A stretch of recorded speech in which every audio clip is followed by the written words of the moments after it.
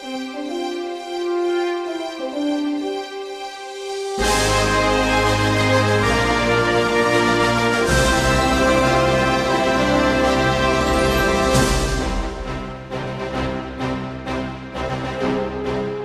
there, and welcome to the Time Machine with Trish and Mike. I'm Mike.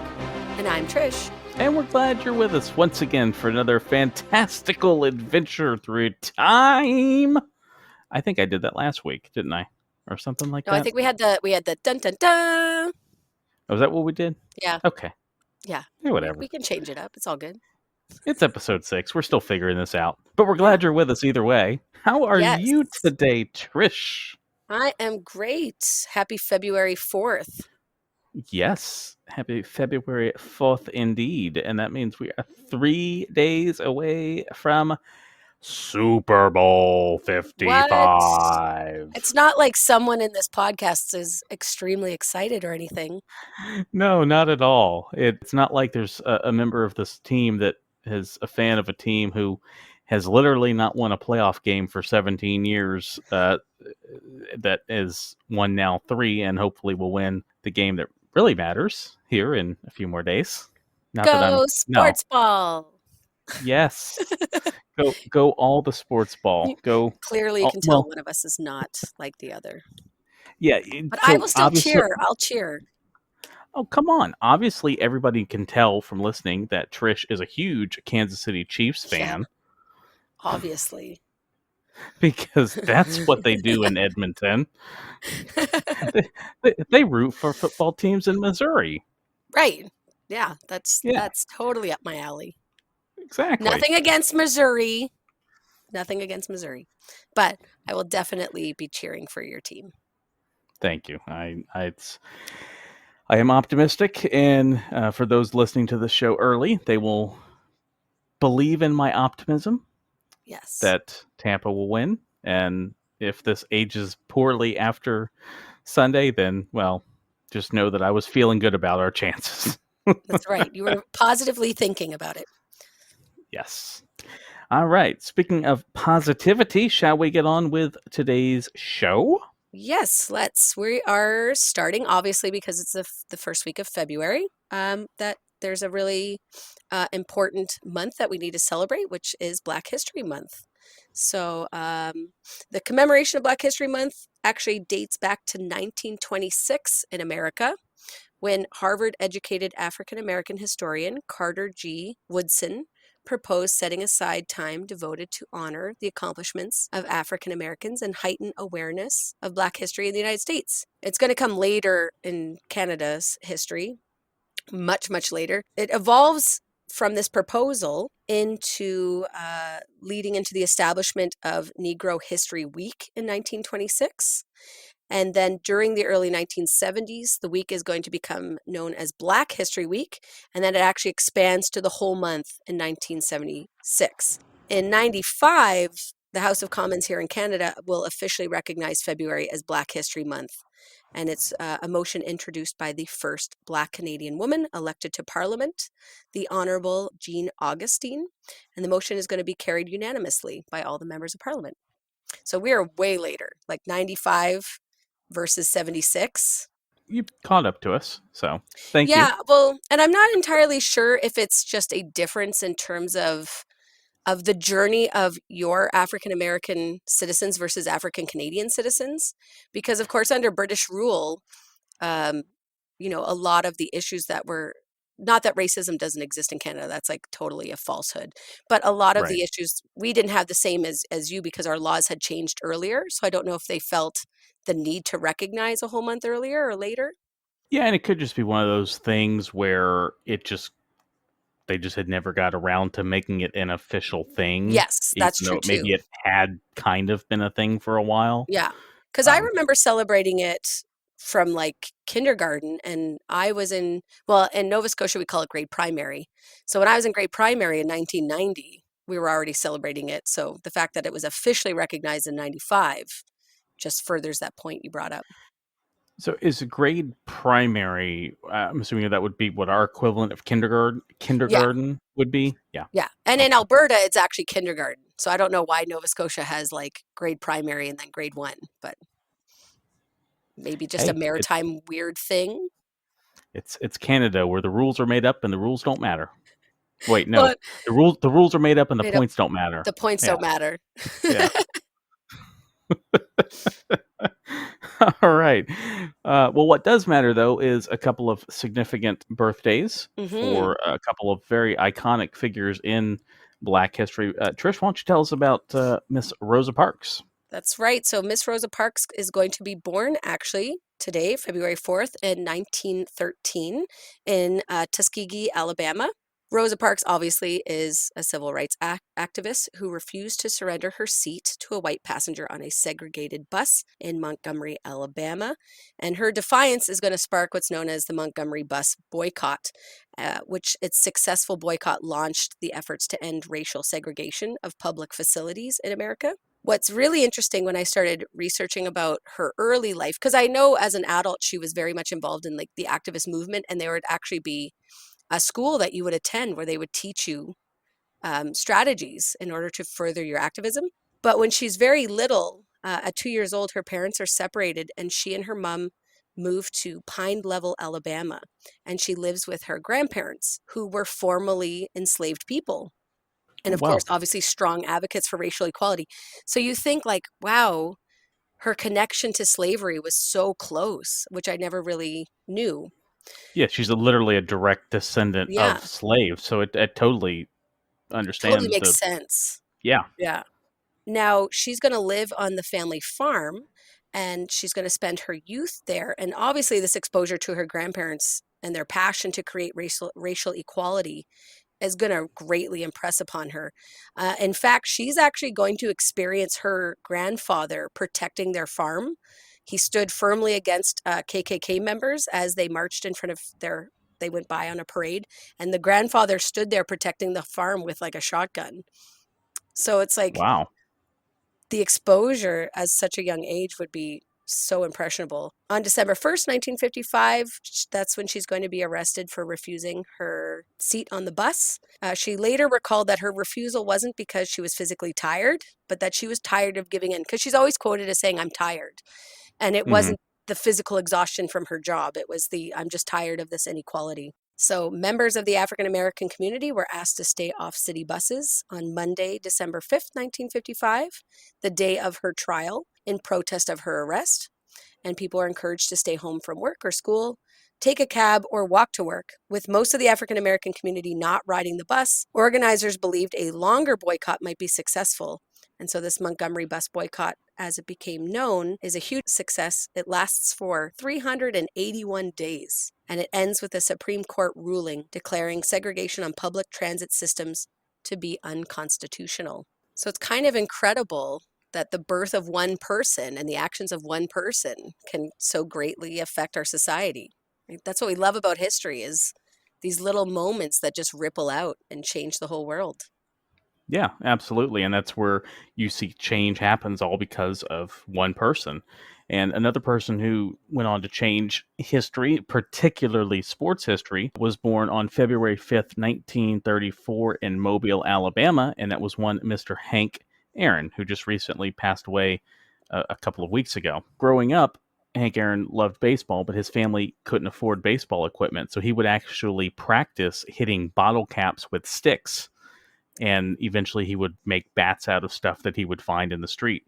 When he was in high school, he began playing in Negro League baseball because at the time baseball was segregated, and so he would make $3 a game, which is about like $100 or so now. It's not too And shabby. yeah, for the 1950s, I mean, $3 a game. I obviously Major League Baseball was paying way more than that. In fact, just before he got to the major leagues, he had offers from the New York Giants, who are now the San Francisco Giants, and the Boston Braves, who would later go on to be the Milwaukee Braves and eventually the Atlanta Braves. He had offers from both teams, and the reason he went with the Braves was because they offered him $50 more a month than the Giants contract. Oh, So nice. otherwise, he would have played for the Giants, and he would have been a teammate to Willie Mays. Oh, and that would have been an interesting team, how that would have worked out. Yeah, that would have been, as you would imagine, in the American South at the time, segregation was still a thing. And when he was playing in the minor leagues for the Braves, he would often have to travel separately from the team due to Jim Crow laws in place at Oh, the time. really? So he'd have to like make his own hotel reservations and all that sort of thing. So they wouldn't even make the arrangements for him? Like his coach would try to help him out some here and there, but it was like against the law that he couldn't stay with them in these certain hotels or whatever as they were traveling around the Southeast playing. Oh, wow. Yeah. So, of course, Aaron would later go on to have a very successful major league career and eventually break Babe Ruth's home run record of 714 career home runs. And as he was getting close to that record in the 1973 baseball season, he was closing in and he winds up breaking the record in early 1974. He would get so much mail, the Braves actually hired a secretary dedicated to going through mail for him because he got so much mail. In fact, the post office gave him a award. They sent him a plaque because he received more pieces of mail that year than any other person, excluding politicians. That's so neat. That's really cool. Unfortunately, as you would expect, some of this Oh, was hate hate mail. mail. Um, Oh, no. yeah, and he, of course, had received death threats and whatnot as he was getting close to the record. But I'm So hoping much that so, and person, oh, sorry, I'm go ahead. hoping that that person that they hired to help would, of course, filter out the negative stuff so he wouldn't have Oh, to read it or come across it. yeah, I'm totally sure that they did. In fact, things got so tense at one point that the sports editor at the Atlanta Journal newspaper, as they were preparing, as he was getting close to the record, he had an obituary written in the event that somebody killed him before No he could get the way. record. Yep, Oh my goodness. Can you imagine someone just being that full of hate over a baseball record and like someone I I have a very hard time just understanding racism in general. So same, just agreed. having someone feel that strongly is incredible to me. Yeah, I totally am with you on that. It just I there are bigger issues in Yes. this world, and Yeah. the color of a person's skin is Mhm. not something to make an issue of. And now it is common to a certain extent in media for obituaries and things like that to kind of be written ahead of time. That's why they get them out so quick. Like you do have like there are obituaries written for tons of famous people and celebrities. They just literally have to go in and kind of plug in when they died and how they died, but the basic bio is written already. That's like a whole other realm of existence that I'm glad I do not have to participate in.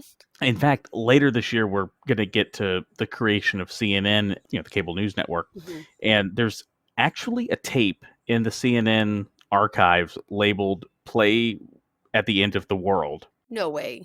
There's literally a tape. Yeah, little teaser. We'll get to that one in a few months, I'm but there's so curious about what's on this tape. there is a tape that is literally labeled the Doomsday tape that they are to play upon confirmation that the world is ending. Now, do we think that it's going to be like a happy, like everyone just watch and forget what's happening? Or is it going to be like all of the awful things that as humans we've gone through? The tape is actually out there. You can watch the What? tape. It Oh, exists. It's we all out know what there. Trish is doing after this podcast. I got to Yep. know what's on this tape. But anyway, that's a teaser for something Oh, coming up later. I'm glad that we don't have to live in that world though, where we have to have our obituaries Yes, no, pre-planned. I totally Man, agree. Anyway, on April 8th, 1974, in front of a crowd of over 53,000 people, pack into Atlanta Fulton County Stadium to watch Hank Aaron hit number 715, breaking Babe Ruth's home run record.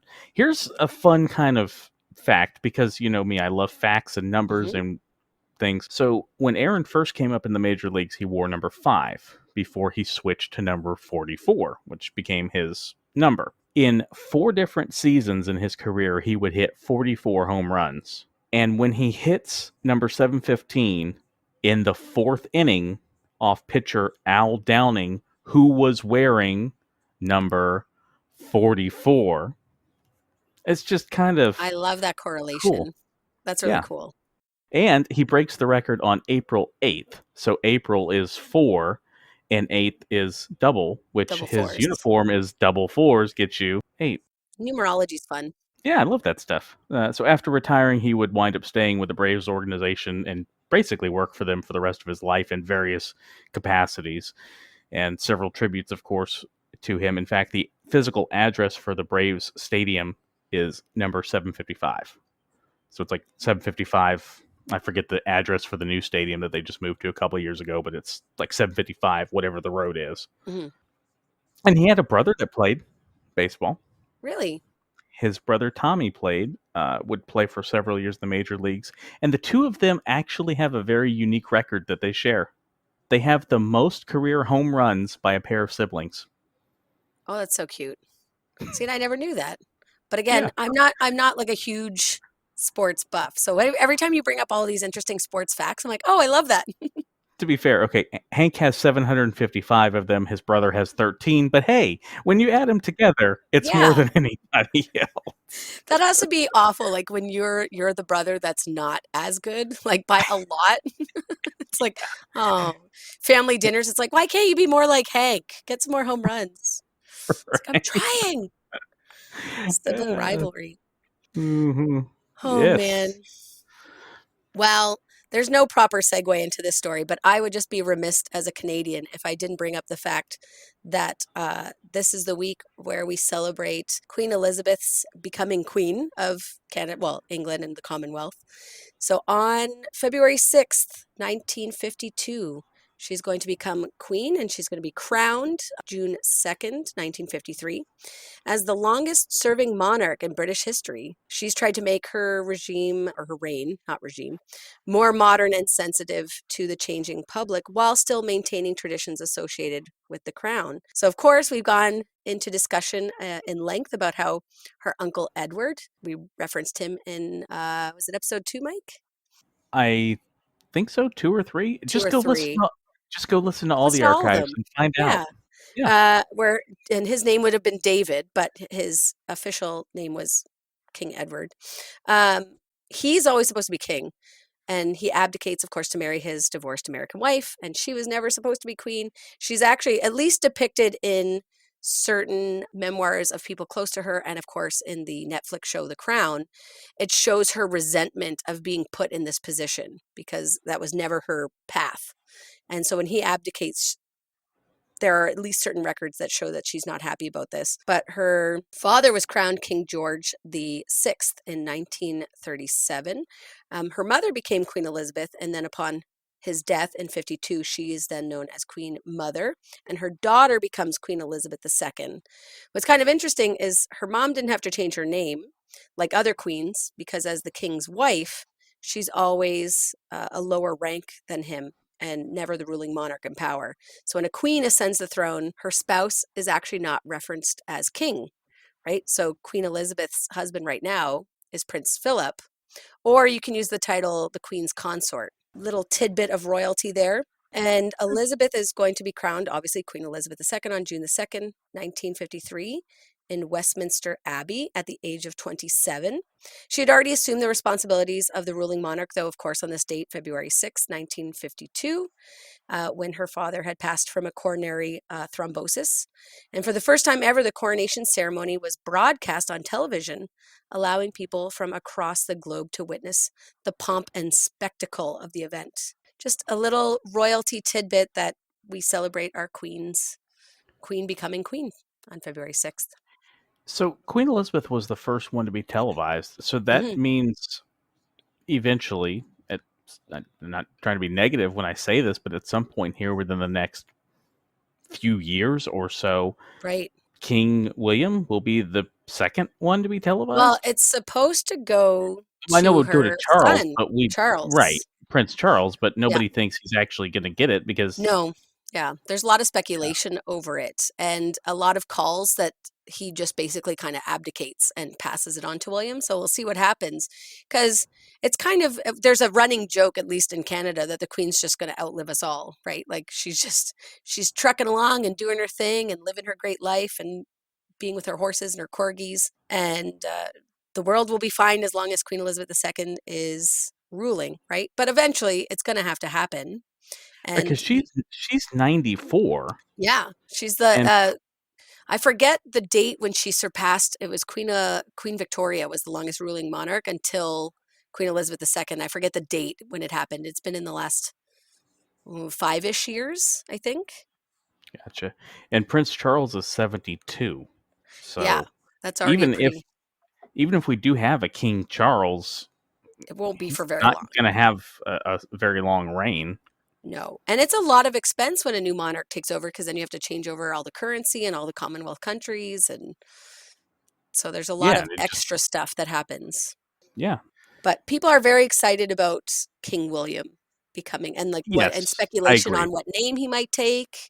Because of course they don't have to take a name. When Elizabeth became queen, they asked her, well, what name do you want? And she's like, well, I've always been Elizabeth. That's what I'll be. And so because of King Henry's Elizabeth, going back to our Tudor episode, she just becomes Queen Elizabeth II. Yeah, no, I definitely think the people in England are excited for King William or whatever name he winds up taking. Well, there's a lot of positivity around him and Duchess Kate. So, Agreed. I like them. I obviously have never met them, but but they I, they I really like them. humanize the monarchy, right? And they get that. Totally. Yeah. And modernized it in a lot of Yeah, ways too, I think. yeah. They have that Yeah. charm that Diana had. That they're able to just make you feel normal around them. Something people were excited about in England was when the English Channel Yeah, the Channel. was yes, the Channel. So it was actually announced on February 6th, 1964, but they didn't begin construction on it until the mid 80s, and it finally opened in 1994. It took a long time. It did. Well, to be fair, it's a pretty long hole they had to dig. That's true. So the tunnel runs about 31 miles or 50 kilometers from Kent, England to Hauts de France, France, or Hauts de France, France, depending on how you want to try to pronounce this. I'll just give you your options there, or some Hmm. combination thereof. And it runs under the English Channel. Yeah, yeah. It runs under the English Channel, and 23 miles or 37 kilometers of the tunnel is actually underwater. And it probably won't surprise you to learn that that is the longest underwater tunnel in the world. I would be actually quite anxious to go in it, to be honest. The whole idea kind of freaks me out.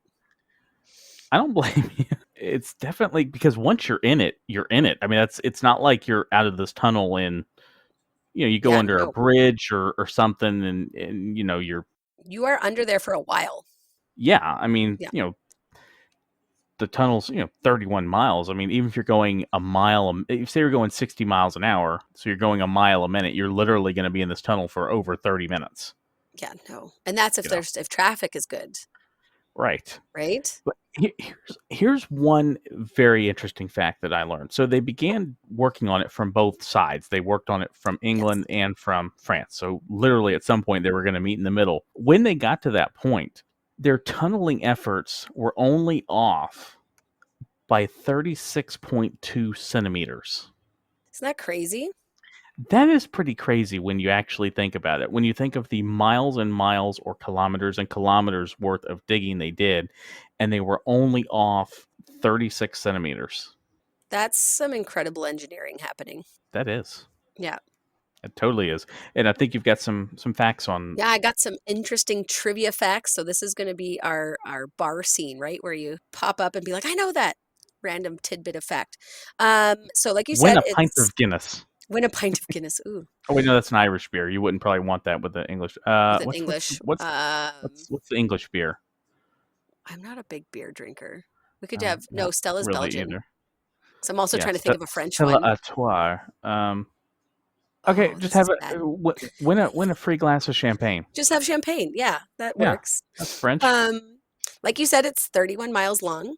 It actually makes it only the 13th longest tunnel in use. So you said it's the longest one underwater, but it's the 13th longest tunnel in use. The longest is actually in the United States. It's the Delaware Aqueduct at 85 miles, which I forgot to get the conversion for kilometers. So I'm sorry, I've let my people down. And it's the fourth longest used by rail passengers. So that's pretty cool. It cost 4.65 billion pounds, which is the equivalent of 12 billion today with inflation, which works out to 16.4 billion dollars American, 80% more than expected. So they went over budget by a lot. And Trish, I got you and your metric brethren and Yay. sisterhood.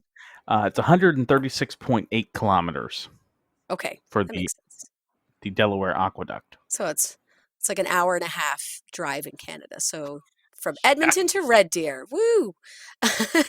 Shout out to everybody listening in Red Deer, Alberta. Pretty cool place. They have a really good donut place called the Donut Mill.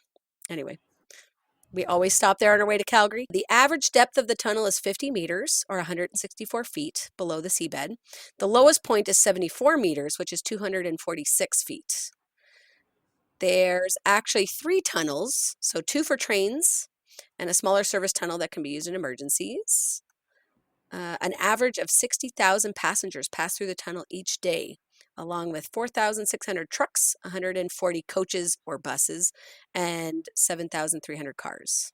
There have been 3 fires that have occurred in the tunnel, 96, 2006, and 2012. I don't really like this whole multiplication of 6 happening here.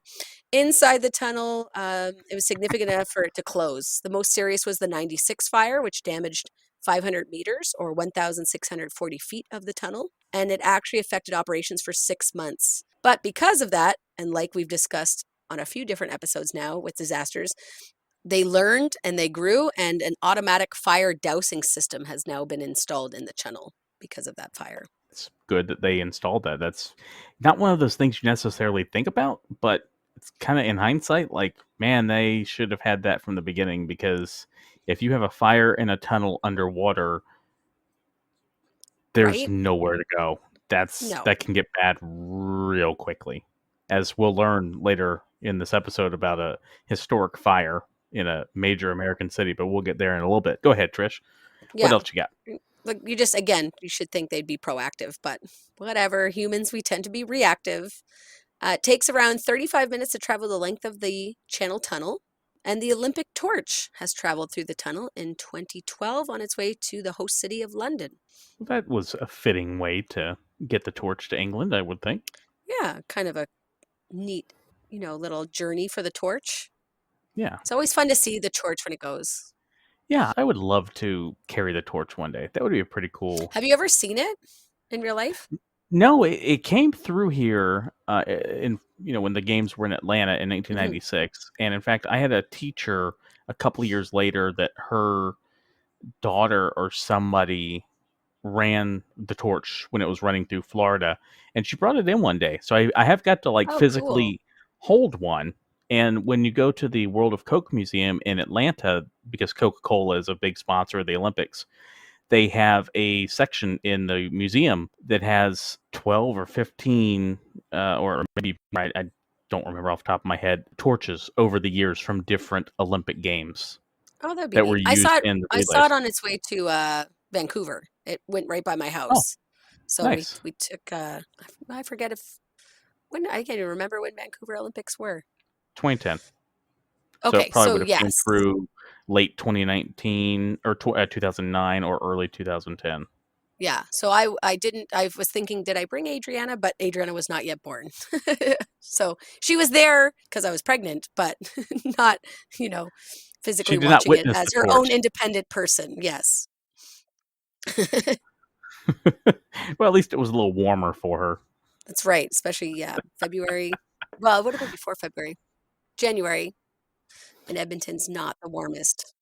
Yeah, it was probably running through British Columbia by like late January, I would Yeah, think at that point, because the games start like, they're usually like the first, second week of February, right? yeah, I think they usually Yeah. start like the second weekend or something in February, typically Hmm. in a normal year. But we didn't have Olympics last year. I'm sad. But we're Yeah. supposedly getting them this year, but that's Well, that's up in the fingers air. What crossed. Well, in fact, the last Olympic Games that we had, the Winter Olympics, began on February 9th, 2018 in Pyeongchang, South Korea. That's right. Yeah, and 'Cause lasted until February 25th.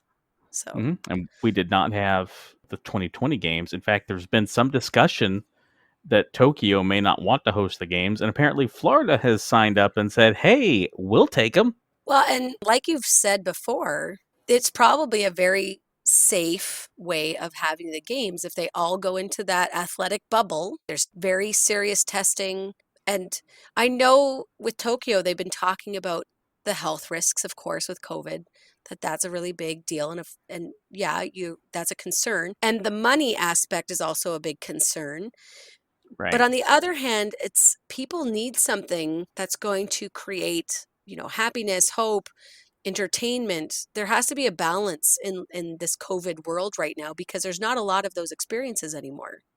No, I agree. And I think, the Olympics are a perfect event where you can as crazy as it sounds, to bring people from all over the world, but if you test them, you bubble them in the Olympic Village, which is kind of common. They Mhm. all stay in the same area. If you test everybody before they go there, you limit who they're allowed to interact with when they go to the venues.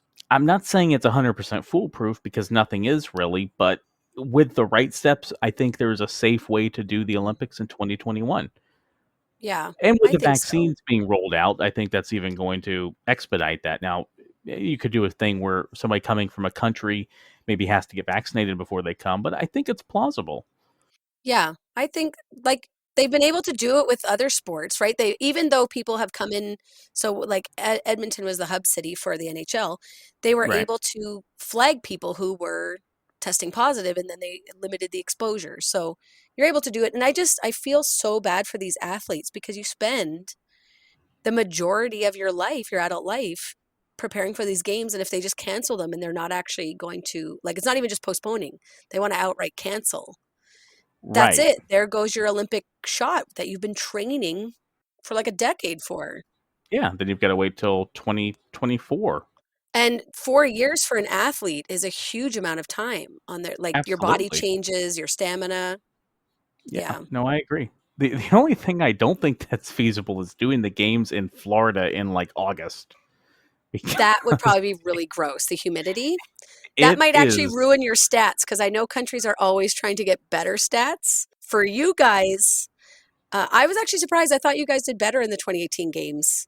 So I'm going to humble brag for Canada, but you got 9 gold, 8 silver, and 6 bronze to Canada's 11 gold, 8 silver, and 10 bronze. But we all got spanked by Norway, who finished with the most medals of all 92 countries with 39 medals. Well, the winter games. I mean, when you first said we only got 9 gold, it kind of took me off for a second. But then I have to remember there's way less sports and athletes and medals awarded versus the summer games. That's true. Yeah. Like I know when they did the games in Atlanta in '96, I think there were some issues where some of the athletes were a bit surprised at how hot and humid. Atlanta could be. Yeah, because Atlanta Yeah. in July is pretty bad, and Florida in August is. Even worse. Yeah, I mean, a few degrees here and there, but yeah, it can get. When even altitude would be different. Although I guess in Florida, you're very low to the like sea level, Yeah, right? So that's actually better for right. athletes Well, it doesn't affect your oxygen like it would if they were doing, say, like a Winter Olympics in Denver or something where you're a mile at a above higher sea level. altitude. Yeah. Right. So that wouldn't really affect you, but the humidity definitely will. Yes. Whenever you come to Florida, you, if you come I in the can't. summer, You you talk about will. your humidity. Ugh. I'm not selling you on coming when I tell you about this. No, you're not. But I mean, I at least I grew up with humidity, so I understand. Going to bed and your sheets feel wet because of the high humidity is not a fun feeling. And I Mhm. actually, when I moved out west and it's very dry here, and went home for a visit, I was like, oh God, I forgot this. I hate this. But it sounds like way worse in Florida than in Nova Scotia. Yeah, I've had friends that have like moved away and they come back and they're like, "Oh, I don't miss this. How did I No, live with this?" I'm like, "It's fun, isn't it?" like welcome home. Exactly. The Olympics are a thing that brings all of us together, and another thing that brings us together, good or bad, is Facebook. And on February 4th, 2004, the Facebook was founded because that was its original name. It was originally known as the Facebook. The. Hmm. The Facebook. So Mark Zuckerberg in 2003, while he's at Harvard, makes a website called FaceMash. And the general premise of the website was kind of like those hot or not dating sites where like you see a picture, is the person hot or not, you vote yes or no, that sort of thing. And in the first 4 hours, the site attracted 450 visitors, and it was shut down a few days later by Harvard administration, and because they were not really like cool with the whole idea. But it gave him the genesis to eventually create Facebook. So to have like an online database of people, because Right. colleges would hand out a Facebook, is what they called it. That's where he got the name, which has everybody in the university or the college, and like a little bio kind of thing. So he launched an online version. It was originally available to just students at Harvard.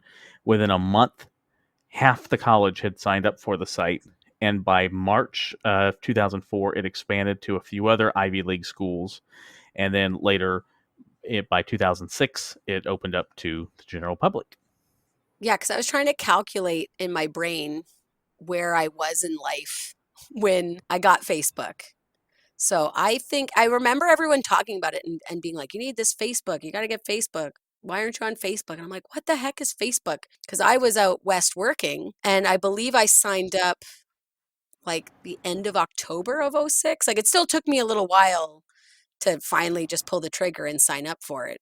But it was second year university, I think. Yeah, I got on Facebook somewhere 2006 ish, somewhere along the way. Like, because MySpace had been a thing for a little bit, and I'm like, oh, another site, okay. Because back Right. then, you don't know what's going to be the thing and what's not going to be the thing. It's even now when there's a new app or something that comes out. Is this going to be an app people use in 3 months, or people going to use it twice and never use it again? You just don't know. Because yeah, And you had MySpace. I had LiveJournal. That was my social media website in high school. is LiveJournal still a thing? It's got to be, LiveJournal right? is still, I think it's still a thing. Um, MySpace is still a thing. I don't use it, but it is still a See, that's thing. crazy. Yeah. And then now, of course, everyone's kind of hopped onto the Instagram train, which is still owned by Facebook. So, So as of the second quarter last year, 2020, these were the most recent stats I was able to find. How many people are actively using Facebook?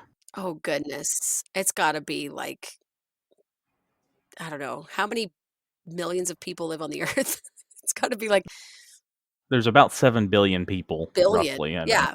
Yeah. But you got to factor in like who has access to internet. And then, of course, certain Right. countries don't allow Facebook. So I don't know, like 400 million. Are we over a billion? Is it 1.3 billion? It's way over a billion. It's, Don't so ask Trish uh, number questions. there's about 1.8 billion daily users and Oh, about daily. Oh, gosh. 2.7 monthly users. So it's kind So of like close. yeah, Not for but when you think daily, but about that, you have almost 3 billion people out of 7 or so billion people on the that's a planet. Now, huge amount of people.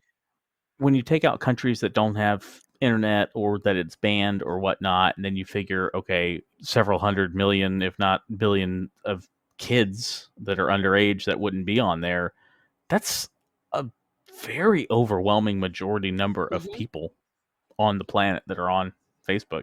Although it is on the decline. From Yeah. 2017 to 2019, the population over the age of 12 who use Facebook declined from 67% to 61%. All my students tell me it's just for old people. Only old people use Facebook, Miss K. And there was a higher drop off amongst younger Americans in the U.S. aged 12 to 34. In 2015, 58% of users 12 to 34 used Facebook, and by 2019, that number had dropped to 29%. Oh, that's pretty quick. That's like a drastic decline. And what can you mirror that Oh, decline with? The rise of Instagram. yeah. Instagram and now TikTok, right? That's a huge, Because all these yeah. companies are in competition against each other. Yeah. I mean, I don't really use Facebook much I mean, I use it as a holding place for my photos, but that's just because I have family that live on the other side of the country, and Yeah, they it makes sense my for like that. my mom's learned Facebook, so that's what she's comfortable with. She sometimes hops on Instagram to check my photos, but I upload it, and it's a historical archive for me for my photos. Yeah, and Yeah, that makes sense, and I get that, but, like yeah. me, But otherwise, I I don't just surf it anymore like you used to. yeah, I spend way more time on Instagram scrolling than I do on Facebook. If Oh, somebody way tags more. me in something, I'll get on Facebook, or if there's an event or something. Of course, Mhm. right now with COVID, there's not, but, like, pre-COVID, if somebody's having a birthday party or something, I'll see that, and, I'll get that notification. It's like I use Messenger, Facebook Messenger more than actual Facebook.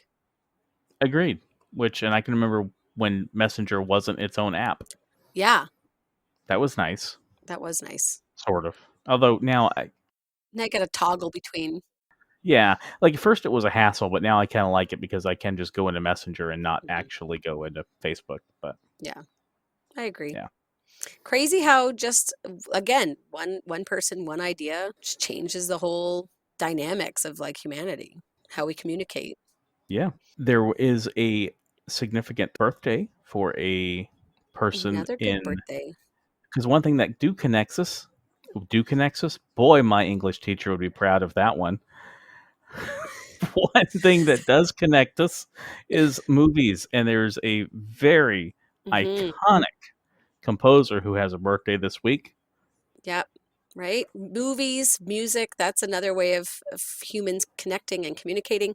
So, February 8th, 1932, we are celebrating the birthday of one Mr. John Williams, right? American composer. He has scored more than 100 films, including Jaws, 8 of the Star Wars movies, E.T., and the first 3 Harry Potter films.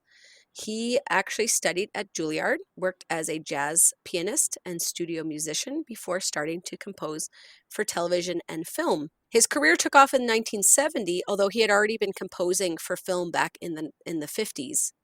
So John Towner Williams, generally just known as John Williams, born in the Flushing section of Queens, New York. His father is a musician and he started taking piano lessons at a young age. With his family, he ends up moving to Los Angeles in 1948, and he attends the University of California at Los Angeles for a short time. But then, of course, the war's going on, so he's drafted into the U.S. Air Force in 1951. After 3 years of military service, he returns to New York City, where he worked as a jazz pianist. He also attended the Juilliard School of Music at that time. But he ends up returning to Los Angeles and becomes a movie studio musician. And he's heard as a piano player on films such as Some Like It Hot, To Kill a Mockingbird, which is a personal favorite of mine, 1962. And then he gets into television, working on the television program Peter Gunn. And then he starts composing his own music. Shows that received some of his musical touch include Wagon Trail, which I'm not familiar with, Gilligan's Island, which I'm very familiar with, and of course, Lost in Space. And then he, of course, would go on to compose many of our favorite movies, such Oh, as Star Wars, Harry so Potter, many. Jaws, so many The movies. the top 10 movies that are attributed to him are number 1, the Star Wars films, number Mhm. 2, Jurassic Park, 3, Jaws, 4, Indiana Jones, 5, Close Encounters of the Third Kind, 6, E.T., the extraterrestrial, 7, Superman, 8, Schindler's List, 9, the first 3 Harry Potter movies, and 10, Saving Private Ryan. Just to name 10 of Just to name 10 of the over 100 that he's done. we could be here all day running down the list of his And movies that's for not even sure. including all the television shows. I was, like, floored when I was looking through all of his musicology, like, history. In fact, the Olympics, we hear it in America. I'm not sure if the Canadian broadcast uses it, but the dun Yeah. dun dun dun dun ba, ba, that's him. Oh, I didn't know that was him. He composed that. Yep. Oh, that's so cool. So many things that he's done that you just hear and you're like, "Oh, yeah." Like, you know the song, you might not know the man, but the one man did it all. So incredibly talented, so wishing happy birthday. So then, Mike, what would you say is your favorite John Williams score or movie that has a John Williams score? Favorite movie that has a John Williams score is Star Wars. That's an easy for me. That's pretty iconic. I don't know. Hmm. I mean, Harry Potter is Yeah. really it's really beautiful, like, what he scored for those first three movies. Schindler's List has to be on my top. Yeah, that's where I'm struggling because like Star Wars is my favorite of the Hmm. movies, but we're looking at them from a musical Musical. perspective, Hmm. and so that yeah, I'd have to say, hmm, yeah, the Harry Potter, Superman. I think that one's a bit underrated. I That's think the true. Indiana Jones stuff is a bit underrated too, probably. Dun, dun, dun, dun, dun, dun. Right. It's very triumphant. Yeah, lots of good stuff. Yeah, that's a hard one. Yeah. If our listeners have a favorite one, you can always contact us and let us know. Yes. Yes. Let us know. Let us know your favorite John Williams musical piece. Hmm. And somebody else who has a lot of great musical pieces and a birthday this week is one Troil Garth Brooks, born February Yes. 7th, 1962, in Tulsa, Oklahoma. Did you know that Garth Brooks is the highest selling solo artist of all time? Not even just country? Not even country. He Wow. has I did sold the not know. most albums out of any solo artist. That's really incredible because I feel like he was really big in the 90s, right? Hmm. But I Yep. feel like people have underestimated. Like no one would guess that, I don't think. Yeah, I don't know. Like if we just polled the average person who had sold the most albums, I think most people would say the Beatles, and they would be correct because they've sold 183 million albums. Garth has sold 157, so that's the solo artist designation there. Right. Elvis is third with 146 million. The Eagles are fourth on that list, which I don't think a lot of people would guess if I just No, randomly were to ask you. I wouldn't guess that. Led Zeppelin fifth with 111, and then there's a bit of a drop off to the next set of people, number wise. Billy Joel actually number sixth on that list with 84 million. Michael Jackson, Elton John, AC/DC, and Pink Floyd are kind of tied for ninth, and George Strait number 11. So like none of the people I had in my mind are even on that list. Really, who were you thinking? When you were saying like solo artists, and I'm thinking like mega pop stars from the 2000s. Oh, Like yeah, I know we have to calculate, Britney Spears or somebody. yeah, but I guess because of my, I don't know, 2000s pop culture brain wants to go to like Beyonce and stuff. Like just selling out those mega shows, that's kind of modern. That's where the music business definitely changed over time as it's gone from more album sales to iTunes and buying songs, and now with Spotify and Apple Music and stuff where you just stream the music now versus So the buying it. plays. So Hmm. right. So over time, they've had to kind of adjust the formulas. So the Recording Industry Association of America defines one album sale currently, like you physically can still buy an album, but they Hmm. also consider 10 song downloads or 1,500 streams of a song to be the equivalent of an album sale. So the charts are going to, over time, I think, change because you have to find some way to you can't really compare from different decades, but you're going to have to find some way to have some sort of equivalency because otherwise, I don't see anybody now selling 150 million albums. There's no way that's No, going to there's no happen way. Mm-mm, because you're people right. don't buy albums. And that's where the whole music business has shifted now. Used to, artists would make an album and they would tour to promote the album. And nowadays, they simply make an album so they have new stuff to play on a tour because that's where they make the bulk of their money. Yeah. And people want to go and enjoy the experience of the concert and Oh, yeah. yeah, for sure. And Yeah. I've actually seen one, two, three, four. I've seen half of the top 10 in concert, Oh, and I've seen I've seen McCartney. So I obviously wasn't alive when the Beatles were a thing, but I've seen McCartney. So if you count him, and then I was at a concert when Brian Johnson from AC/DC came out and sang a song. So it's technically not the full band. So if you count that, I've actually seen like seven of the people on that list. I haven't seen like any of them. But I don't like concerts. I don't like crowds.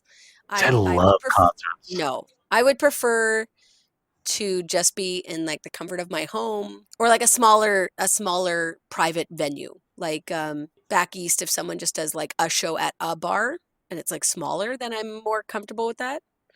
But Gotcha, like a small bar, a couple hundred people, kind of a yeah, I used to work for a catering company in Ottawa where we got to experience there's different music festivals that would come through, and I hated it. I they would be because we got free tickets to go see.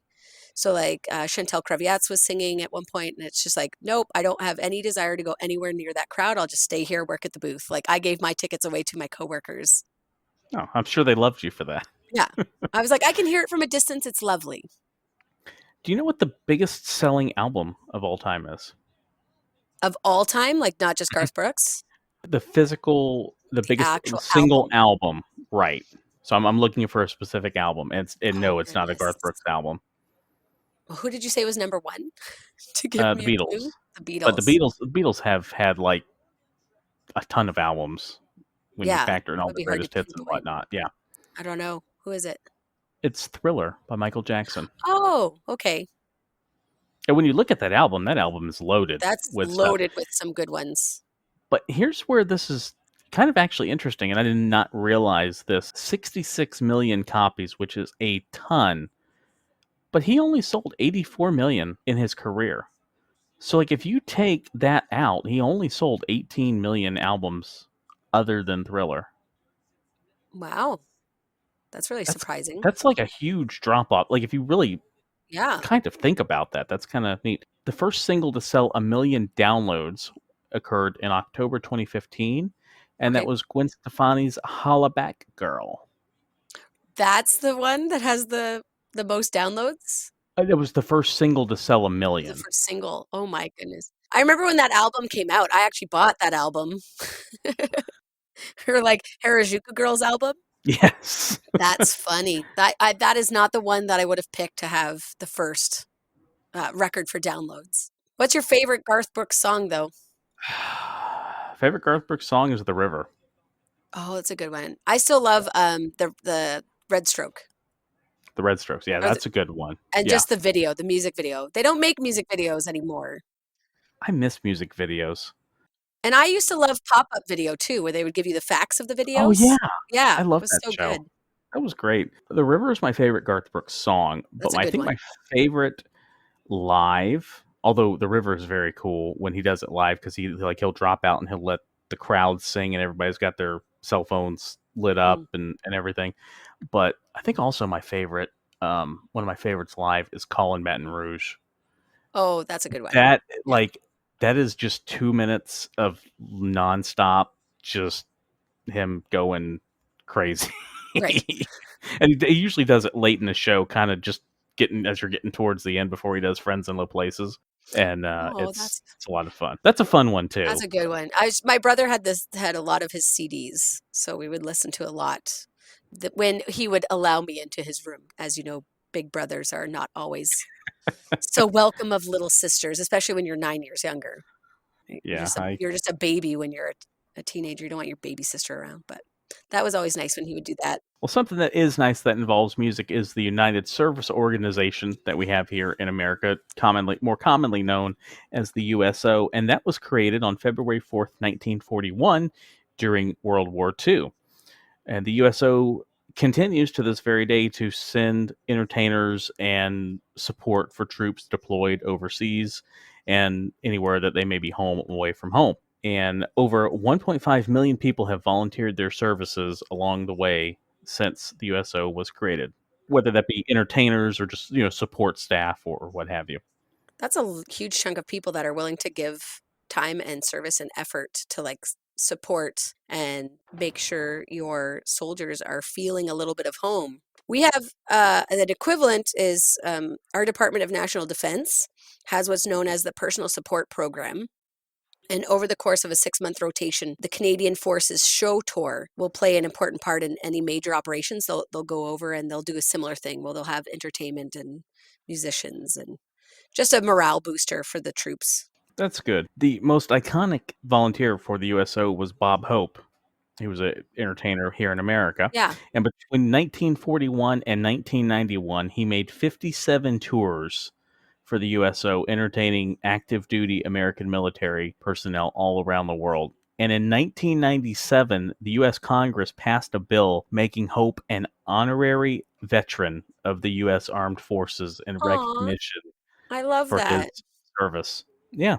That's so cute. He would spend 48 Christmases overseas entertaining the troops. Which is really incredible when you think about it, right? Like, here's someone who's very famous, who is already very busy and would Hmm. probably like to spend time with his own family, Yeah. but gives up his Christmases to go over and say thank you to the troops. I love Yeah. that. Such a cool story. Yeah. What is not a cool story is our next item, February 7th, 1904, the Great Baltimore Fire. Yeah, tell us about that, Mike, because I don't actually. There's different fires in history that, of course, we hear about. Yep. I had not heard about this one. Yeah, this one actually winds up being pretty significant because it brings about a lot of standardization and change in firefighting, which we'll get to in a second. So, around 10:48 on Sunday morning, February 7th, at the John Hurst and Company building on West German Street in Baltimore, which is where the current what is now known as the Royal Farms Arena sits. So it's where Hmm. like the main arena in Baltimore where concerts and stuff would happen. Okay, so it's an iconic place Yeah. for most. Okay, Right. So like if you're listening to us from Baltimore, you know exactly the area where I'm talking about. Now obviously it was way different back in 1904 versus what it is now. So this fire breaks out and over 1,500 buildings would be completely destroyed and over 1,000 more had significant damage. Over 1,200 firefighters from Baltimore, New York, Virginia, Atlantic City, New Jersey, Wilmington, Delaware all came in to fight this fire.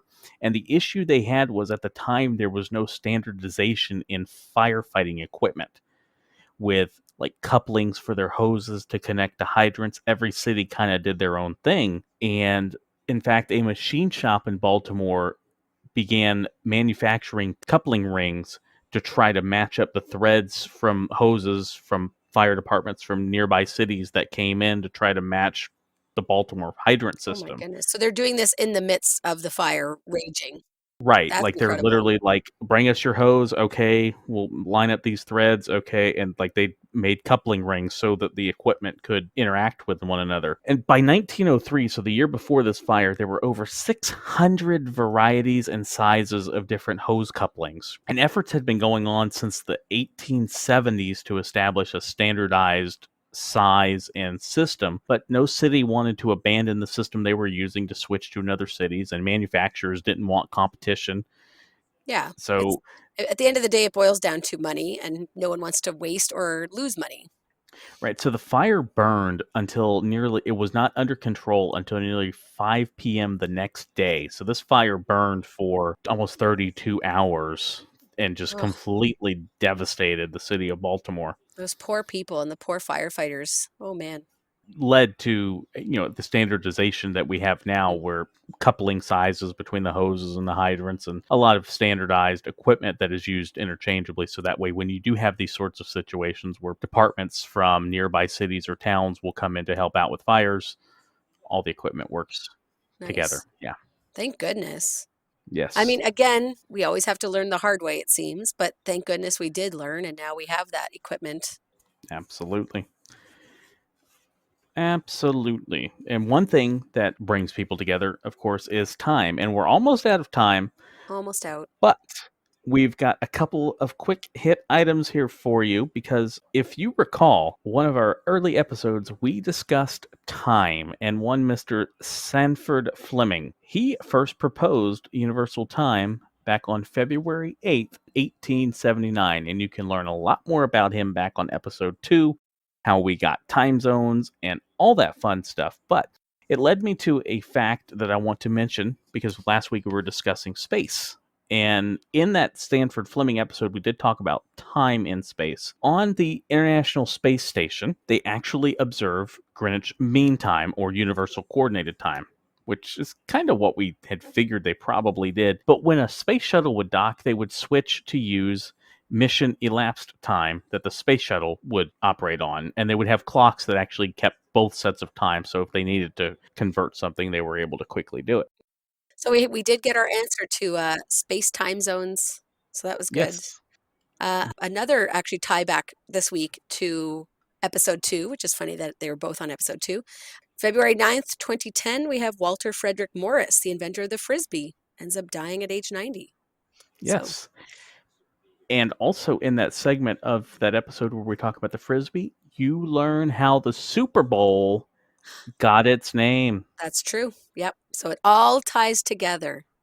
It all does. And that's going to tie up and put a bow on this episode because it is time for me to go continue making my plans for my giant Super Bowl party. Oh, wait, I can't have one right now. That's the most like thing ever. It's like the one year my team is back in the game and hey, Yeah. I can't have a party. You could host like a big Zoom party. We could all have a what is it? What is it big in America? Like tailgating? Is that a thing? Yeah, That's a thing. tailgating. That's what it's Yeah. called. Okay. Maybe we'll do that. A virtual tailgate party. I might put together a virtual tailgate party. Would you like to come? Would you like to come hang out and tailgate with me before the game, Trish? Yes, and we'll have All right. we'll come up with some special appetizers and have special drinks. Maybe we'll find an English beer Sure. since we didn't We know can, any of them. maybe we can. Yeah. So thank you guys Goodness. all for joining us again on another wonderful adventure through time, and we hope we see you next week. Yes, thank you for listening and for making it this far, listening to our rambling. And if you didn't, well, I hope when you go to pour a bowl of cereal, you realize there's no milk. Oh, no, just a teaspoon of milk. Ooh, That's it. expired milk. Oh, chunky expired milk. Yeah. Then you've got to open it and you smell it and you're like, oh, I got to pour this down the drain. And now you've got a bowl of dry cereal to eat. Mm. Yeah. A ruined bowl of dry cereal because you've already put a little bit of that spoiled milk on top. That's it. Touche. All right. So yeah, as always, if you have any questions, concerns, queries, or freakouts, drop us a line and let us know. Follow us on Instagram at Time Machine with Trish and Mike, and we'll see you next time right here on the Time Machine.